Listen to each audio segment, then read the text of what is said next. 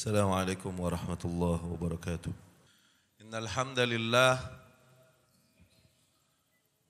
نحمده ونستعينه ونستغفره ونعوذ بالله تعالى من شرور أنفسنا ومن سيئات أعمالنا. من يهده الله فلا مضل له ومن يضلل فلا هادي له. واشهد أن لا إله إلا الله واشهد أن محمدا عبده ورسوله. أما بعد، يا أيها الناس اتقوا ربكم الذي خلقكم من نفس واحدة وخلق منها زوجها وبث منهما رجالا كثيرا ونساء واتقوا الله الذي تساءلون به والأرحام إن الله كان عليكم رقيبا. يا أيها الذين آمنوا اتقوا الله حق تقاته ولا تموتن إلا وأنتم مسلمون. يا أيها الذين آمنوا اتقوا الله وقولوا قولا سديدا يصلح لكم أعمالكم ويغفر لكم ذنوبكم ومن يطع الله ورسوله فقد فاز فوزا عظيما. فإن أصدق الكلام كتاب الله وخير الهدي هدي محمد صلى الله عليه وسلم وشر الأمور محدثاتها وكل محدثة بدعة وكل بدعة ضلالة وكل ضلالة في النار. أما بعد، إخواني رحمكم الله. Allah subhanahu wa ta'ala menyempurnakan syariahnya dengan diutusnya nabinya yang terakhir, juga rasulnya Muhammad sallallahu alaihi wasallam. Tentunya Allah subhanahu wa ta'ala menempatkan Rasulullah sallallahu alaihi wasallam di posisi yang sangat mulia, yang tidaklah Allah subhanahu wa ta'ala tempatkan salah seorang pun di antara hambanya di tempat di mana dia menaruh Muhammad sallallahu alaihi wasallam. Sebagaimana kita ketahui bahwasanya tidaklah sah bentuk ketaatan apapun kepada Allah subhanahu wa ta'ala tanpa mentaati atau mengikuti cara yang dibawakan oleh Muhammad sallallahu alaihi wasallam. Sebesar apapun bentuk ketaatan tersebut, Allah jadikan Muhammad sallallahu alaihi wasallam dan berittiba' kepadanya sebagai kadar cinta seseorang kepada Allah subhanahu wa ta'ala.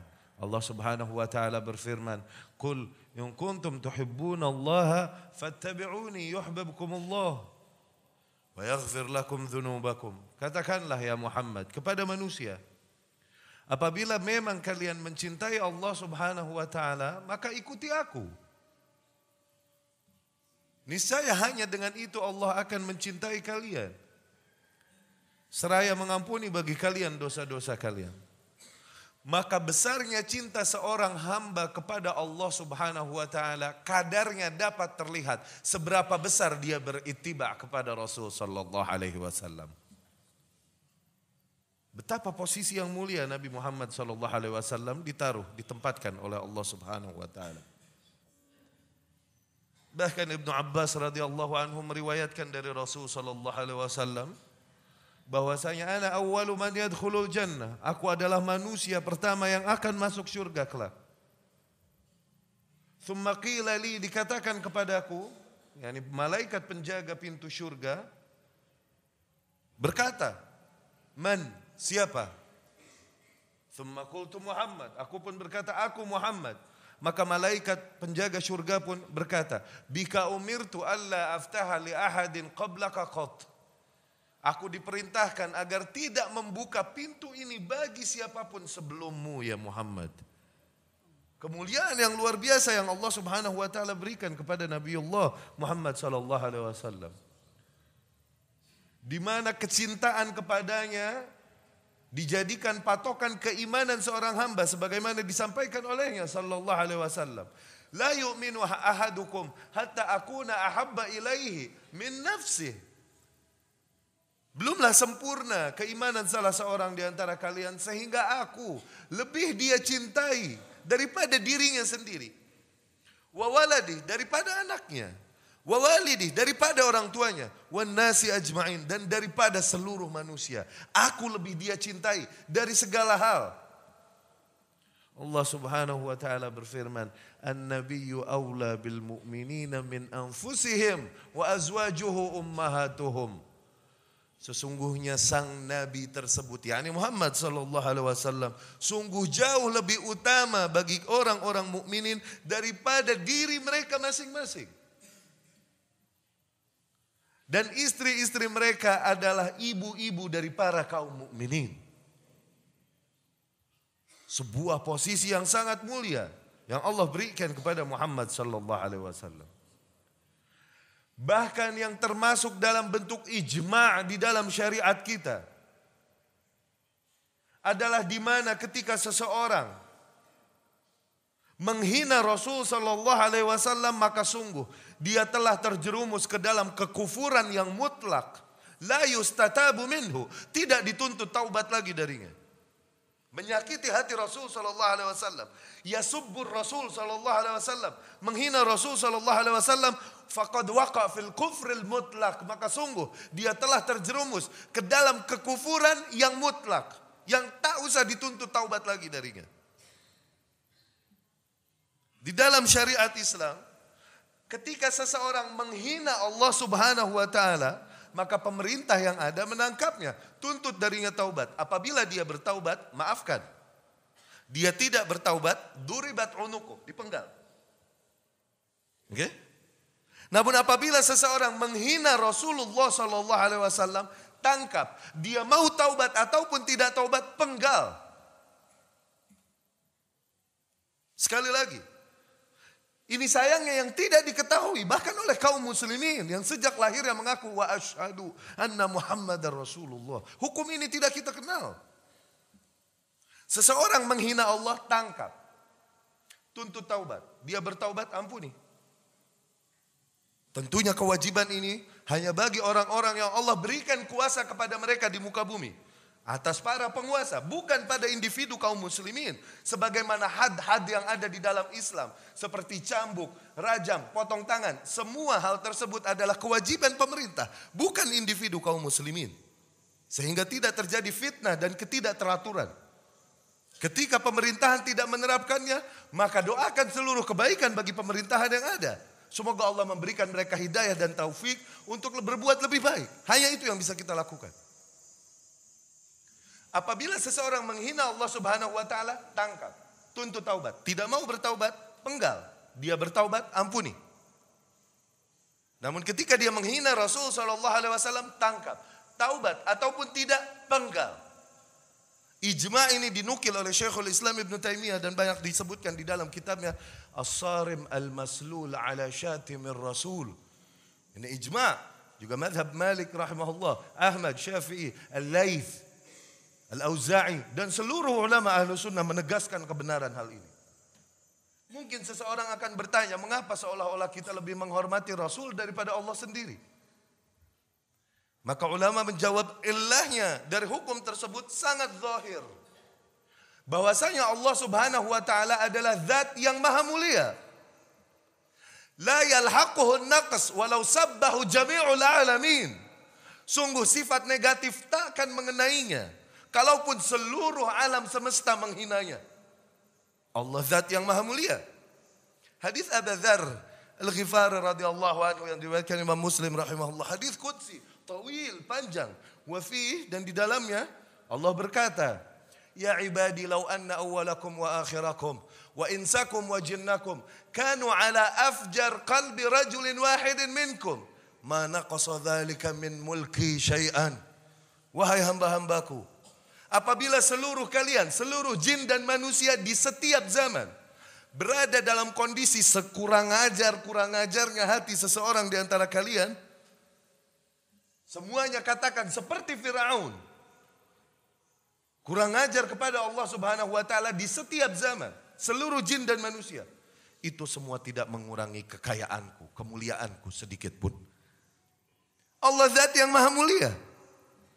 Adapun Rasul sallallahu alaihi wasallam fabashar, dia human being, manusia yang akan tercoreng nama baiknya ketika ada yang mencorengnya. Sementara nama baiknya berkaitan dengan kebenaran yang dibawakan dari Allah Subhanahu wa taala. Maka sungguh wajib bagi kaum muslimin yang mengaku mengikutinya untuk menjaga dengan baik harga dirinya, nama baiknya, fitnah-fitnah atas namanya. Dan demikianlah amal salafus saleh dari zaman ke zaman. Dan dengan itu Allah berikan kepada mereka kemuliaan, kemakmuran, kejayaan. Dikarenakan betapa mereka menjaga kemurnian ajaran Rasul sallallahu alaihi wasallam dan menjaga nama baik Rasulullah sallallahu alaihi wasallam. Diriwayatkan oleh Imam Ahmad diriwayatkan oleh Imam Abu Dawud rahimahullah dan Imam Nasa'i. Dengan sanadnya dari Abu Barzah Al-Aslami radhiyallahu anhu. Abu Barzah bercerita, "Dzata yaumin, suatu hari ketika dalam pemerintahan Abu Bakar Siddiq radhiyallahu anhu, taghayyadh ala rajul." Abu Bakar begitu murka dari seseorang, begitu marah dia kepada seseorang. Abu Barzah pun menawarkan diri, "Ya khalifata Rasulillah, hala aqtuluh." Wahai penggantinya Rasul sallallahu alaihi wasallam, wahai khalifahnya Rasul sallallahu alaihi wasallam, biarkan aku membunuhnya, yakni membunuh orang yang membuatmu murka ini. Falamma sami'a kalimat al-qatl ghayyara al-haditha ajma'. Ketika dia mendengar kalimat bunuh, dia rubah langsung materi pembicaraan. Okay? Falamma kana bil-lail, dan ketika malam hari datang, nadani, Abu Bakar pun memanggilku. Dan dia berkata kepadaku, "Ya Aba Barzah, akunta sataqtulur rajula haqqa, apakah benar kau akan membunuh orang itu tadi?" Wa nasitul haditha ajma'. Abu Barzah berkata, aku benar-benar lupa yang dibicarakan dia apa sampai dia mengingatkanku. Kemudian aku pun berkata, "Ayya khalifatar Rasulillah, sungguh wahai khalifah Rasul, lau amartani, apabila kau perintahkan aku, la aqtulanna, sungguh aku akan bunuh dia." Kemudian Abu Bakar radhiyallahu anhu pun berkata, "Ya Aba Barzah, hadhihi lam takun li ahadin ba'da Rasulillah sallallahu alaihi wasallam."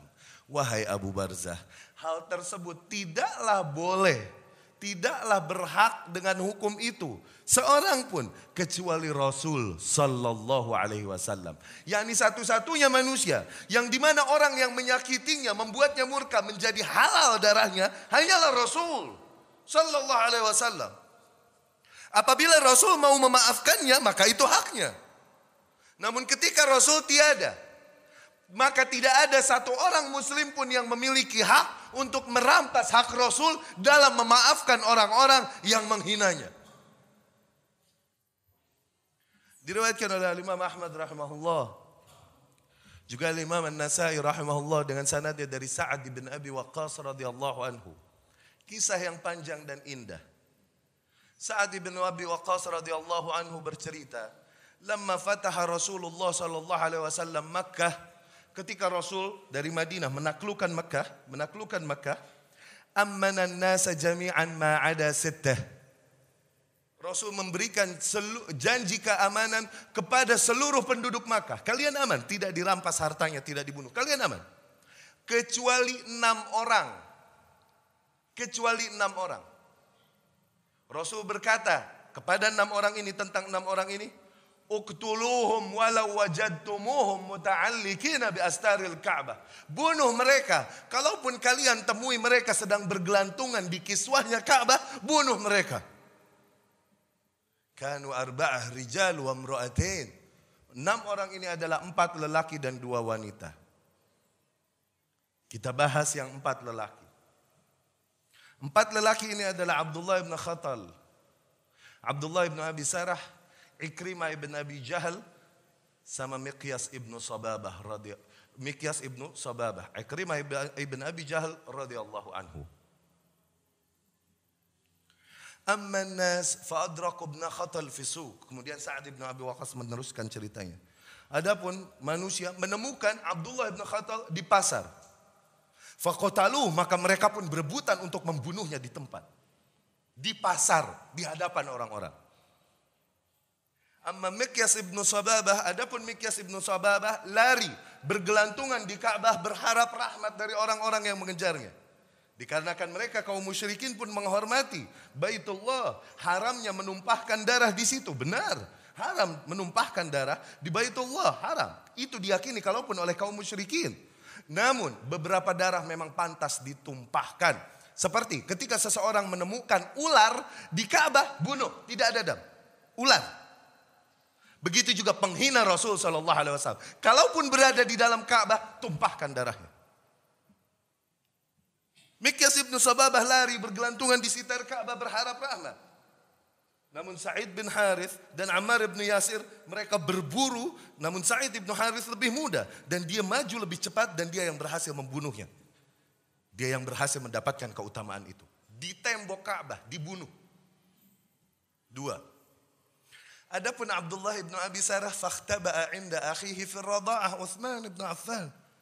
Dia bersembunyi di saudara sesusuannya yaitu Utsman ibnu Affan radhiyallahu anhu. Adapun Ikrimah ibnu Abi Jahal fafarra ila al-bahri farakiba safinah hariban. Dia kabur ke laut, dia naik perahu dan kabur.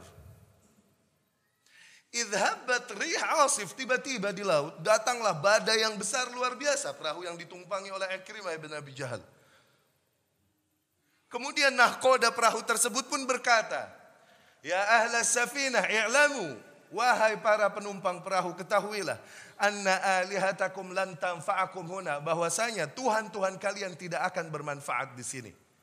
Akhlisu, maka ikhlaskanlah doa permintaan pertolongan hanya kepada Allah Subhanahu wa ta'ala. Lihat tauhid rububiyah yang ada kalaupun pada kaum musyrikin, mereka tahu tidak ada yang dapat menyelamatkan kecuali hanya Allah Subhanahu wa ta'ala. Dan fitrah mereka yang masih ada terlihat ketika mereka terbentur, kepepet, berada dalam kondisi terdesak, mereka lari hanya kepada Allah Subhanahu wa ta'ala. Karena mereka tahu tidak ada yang dapat menyelamatkan kecuali hanya Allah.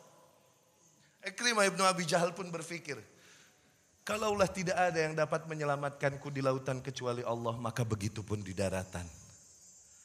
Kemudian dia bernazar, lillahi alayya law anjani Allah, apabila Allah selamatkan aku, la atiyanna Muhammad, sungguh aku akan datangi Muhammad wala ajidannahu afuwan karima, dan sungguh aku akan menemukannya dalam kondisi sebagai orang yang memaafkan dan mulia. Qadarullah, Allah selamatkan Ikrimah ibnu Abi Jahal dan dia hampiri Nabi Muhammad SAW, menyerahkan diri kepadanya, bertaubat dan berislam. Faqabila Nabi SAW taubatah. Nabi pun memaafkannya, Nabi menerima keislamannya. Fahasuna Islamu, maka kemudian rekornya di dalam Islam pun jadi baik. Jadilah Ikrimah ibnu Abi Jahal radhiyallahu anhu. Syuf, kalau Nabi mau maafkan, hakku, itu haknya. Namun Abdullah ibnu Abi Sarah yang bersembunyi di saudara sesusuannya yaitu Utsman ibnu Affan. Abdullah ibnu Abi Sarah kana katibal wahyi, tadinya penulis wahyu, muslim, penulis wahyu. Terkena fitnah bersama beberapa penulis wahyu yang lain sehingga akhirnya murtad. Lihat, subhanalladzi biyadihil qulub yuqallibuha kaifa sya'. Seorang yang menjadi penulis wahyu, beriman kepada Allah dan Rasulnya dan telah menjadi di posisi penulis wahyu. Ketika Allah kehendaki mereka untuk kembali kufur, kembali mereka kepada kekufuran. Dia bersama para penulis wahyu yang lain. Bahkan mereka berani berkata, inna Muhammadan la yadri illa ma katabtulah. Muhammad ini tak tahu apa-apa kecuali apa yang aku tuliskan baginya. Kekurangan ajaran yang luar biasa sehingga Rasul menginginkan darahnya. Ketika Rasul SAW da'an nasa ilal bay'ah al-amah, Rasul menyeru manusia untuk bay'at. Datanglah manusia satu persatu membaiat Rasul SAW. Utsman pun membawa saudara sesusuannya Abdullah ibn Abi Sarah. Ketika Utsman ibn Affan Dzu Nurain berada di hadapan Rasul SAW, dia bawakan Abdullah ibn Abi Sarah. Ya Rasulullah, bayya Abdullah. Utsman pun membujuk Rasul, ya Rasulullah, baiatlah Abdullah. Rasul pun SAW membuang muka, menahan tangannya. Utsman kembali membujuk, ya Rasulullah, bayya Abdullah, baiatlah Abdullah. Utsman, Rasul SAW masih membuang muka, Kemudian Uthman kembali berkata, ya Rasulullah, baya Abdullah, bai'atlah Abdullah. Fabaya'ahu ba'da thalath. Rasul pun membaiat Abdullah ibn Abi Sarah, yakni memaafkannya setelah 3 kali dibujuk Uthman. Lihat pernyataan Rasul setelah itu. Setelah Rasul membaiat Abdullah ibn Abi Sarah, dia berbalik kepada para sahabatnya yang berada di belakang. Dan dia berkata, hal fikum rajulun rasyid, adakah orang pintar yang cukup cerdas di antara kalian? Idra'ani kafaftu yadi an bai'ati, ketika dia melihatku menahan tanganku dari membaiatnya, falyakum wa yadrib unuk hadzal rajul, maka agar dia berdiri dan segera memenggal lehernya. Kenapa kalian diam? Lihat. Para sahabat pun berkata, ya Rasulullah, ma adrana ma fi nafsik. Bagaimana kami tahu apa yang berada di dalam hatimu ya Rasulullah? Laula auma'ta ilaina basarak. Kenapa kau tak kasih kita kode mata sehingga kita pun bangkit berdiri dan memenggal lehernya? Nabi pun sallallahu alaihi wasallam menjawab, innahu la yanbaghi linabiyyin an takuna lahu kha'inatul a'yun. Sesungguhnya tak pantas bagi seorang nabi untuk melakukan pengkhianatan mata. Demikianlah umat terdahulu menjaga kemuliaan Rasulnya sallallahu alaihi wasallam. Adapun kita, kaum muslimin terbesar di muka bumi, manusia satu silih berganti setelah yang lain mengaku nabi setelah Rasul sallallahu alaihi wasallam dan masih hidup. Sebagian mereka ada yang mengaku beriman kepada Nabi setelah Nabi Muhammad sallallahu alaihi wasallam dan masih hidup. Pantaskah kita mengeluhkan kejatuhan, kehinaan yang Allah timpakan pada kita? Aqulu qauli hadza wa astaghfirullah li wa lakum. Bismillah walhamdulillah wa qad kafa. Wassalatu wassalamu ala sayyidil Mustafa. وعلى آله وأصحابه ومن كانوا بآثارهم اقتفى أما بعد. إخواني رحمكم الله. Dikisahkan suatu hari pada zaman khilafah Umar bin Abdul Aziz rahimahullah, terlihat betapa para kaum tabi'in masih menerapkan, berpegang teguh kepada hukum itu. Dilaporkan beberapa bocah-bocah kecil, beberapa orang dilaporkan kepada Umar bin Abdul Aziz. Dikatakan pada sang khalifah bahwasanya bocah-bocah ini telah membunuh seorang kakek Yahudi. Ditanya oleh Umar bin Abdul Aziz, kenapa kalian membunuhnya?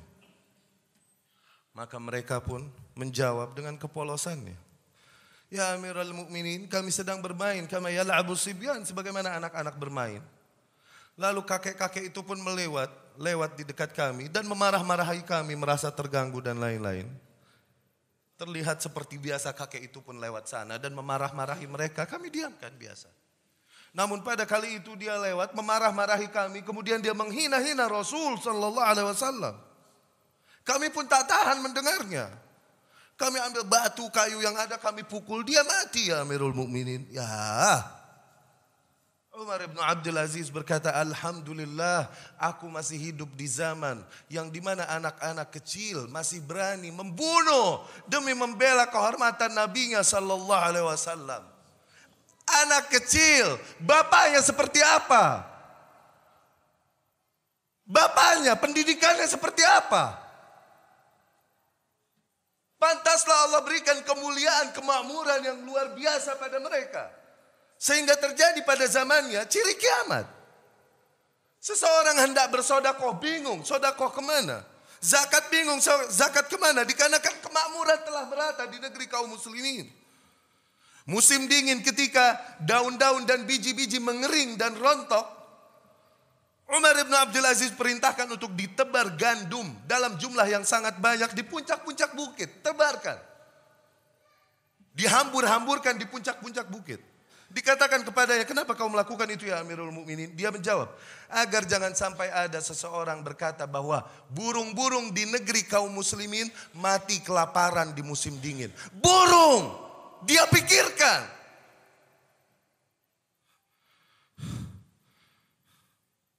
pada zaman Khalifah Rashid Harun Ar-Rashid rahimahullah.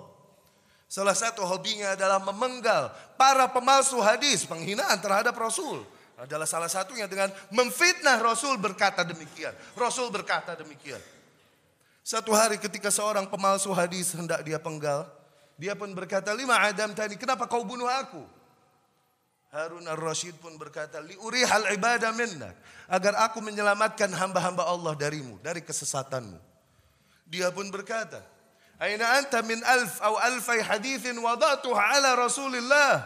Apa yang bisa kau perbuat dari 2000 hadis yang telah aku palsukan atas nama Rasul dan telah aku sebarkan? Walam yakul minha harfan qattu, padahal Rasul tidak pernah mengatakan satu huruf pun dari hadis itu. Kemudian Harun Ar-Rashid menjawab, "Aina anta minal Fizari wa Abdullah ibn al-Mubarak?"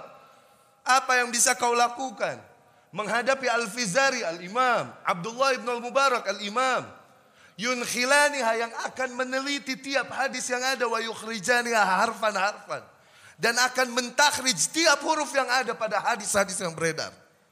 Dibunuh. Betapa pemerintah berbangga kepada ulama yang ada, bergantung kepada ulama yang ada. Betapa mereka menjaga ajaran Rasul sallallahu alaihi wasallam dari apa-apa yang bukan darinya, termasuk dari hadis-hadis palsu. Pantaslah pada masanya Allah berikan kuasa seluas langit berjalan, sehingga dia berani berkata kepada langit, yukhatib as-sama, dia berkata kepada langit, "Ayatuhas sama, aina syi'ti amtiri, fasawfa yuhmalu ilayya kharajuki insyaallah." Wahai langit, dimanapun kau mau turunkan hujan, turunkan.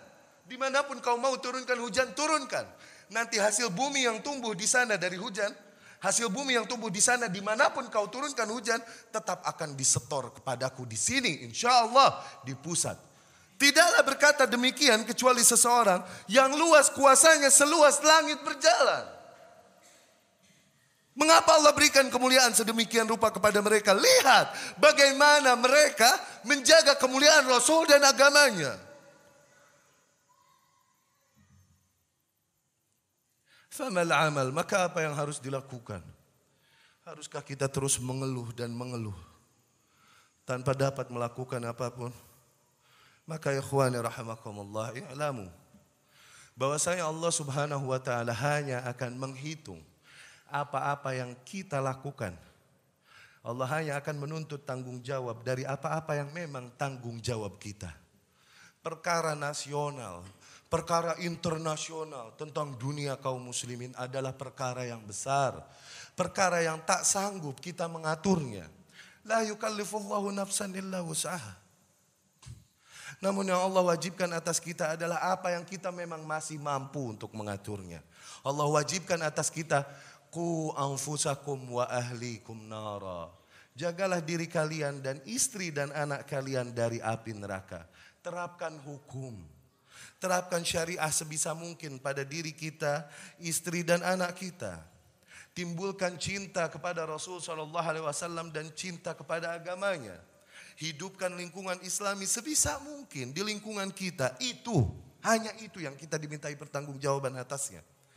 Adapun perkara-perkara yang besar di luar kekuasaan kita, maka kita serahkan kepada Allah Subhanahu wa taala. Kepada para pemimpin yang ada, jangan pernah kita mengutuk-ngutuknya dan melaknat-laknatnya, siapapun pemimpin yang ada. Sebesar apapun keluhan kita kepada mereka, jangan pernah kita mengutuk mereka. Dikarenakan apa? Rasul SAW bersabda yang diriwayatkan oleh Auf bin Malik al-Ashja'i rahimahullah, oleh Imam Muslim diriwayatkan, "Syiraru a'immatikum alladhina tubghidunahum, tal'anunahum, wa yal'anunakum." Seburuk-buruknya pemerintah yang ada pada kalian adalah pemerintah yang kalian laknat-laknat dan kalian benci. Maka jangan kita laknat, dikarenakan mereka hanya akan berubah sesuai dengan apa yang kita laknatkan. Maka doakan seluruh perubahan bagi mereka. Doakan seluruh kebaikan bagi para pemimpin dan rakyatnya. Karena apa? Karena keberadaan pemimpin adalah bentuk takdir Allah. Apakah seorang yang beriman akan menghina, melaknat apa yang Allah takdirkan atasnya? Allah Maha tahu kualitas sebuah kaum, sehingga Allah berikan pemimpin yang pantas bagi kaum tersebut.